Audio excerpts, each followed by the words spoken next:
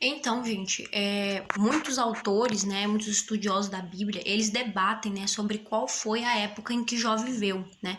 Mas o que seria mais correto dizer é que Jó teria vivido no período patriarcal, né, no tempo de Abraão, de Isaac e Jacó. Por quê? Porque alguns indícios do próprio livro deixam isso claro pra gente, né? O primeiro deles é que Jó era o sacerdote do seu lar. Isso tá lá no versículo 5, né? Ou seja, ele sacrificava a Deus, né? Entregava sacrifícios a Deus para que Deus perdoasse o pecado dos seus filhos. Então ele era o sacerdote da sua casa, tá? Então isso significa que o sacerdócio, né, a função de sacerdote ainda não existia. Então isso leva a gente a crer que a história de Jó aconteceu no período patriarcal, né, onde a função de sacerdote ainda não era uma função existente, tá?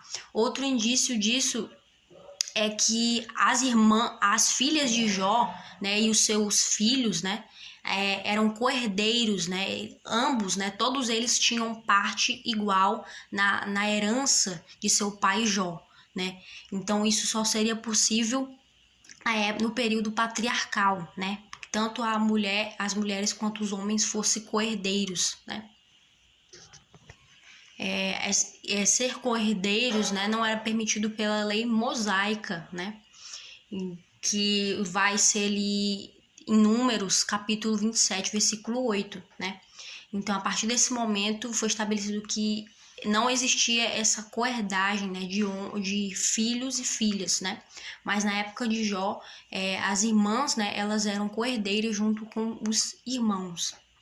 Então, isso tudo leva a gente a crer que isso aconteceu no período patriarcal. E outra coisa também, né? A palavra hebraica que está traduzida como uma peça de dinheiro, né? Então, essa expressão ela só aparece novamente lá no livro de Josué, né? Que fala sobre as peças de prata, né? Então, esse tipo de dinheiro, né? Esse tipo de expressão usada por dinheiro só vai aparecer lá no livro de Josué, tá? No capítulo 24, no versículo 32, que diz assim, ó. Josué 24, 32. O corpo de José que os israelitas tinham trazido do Egito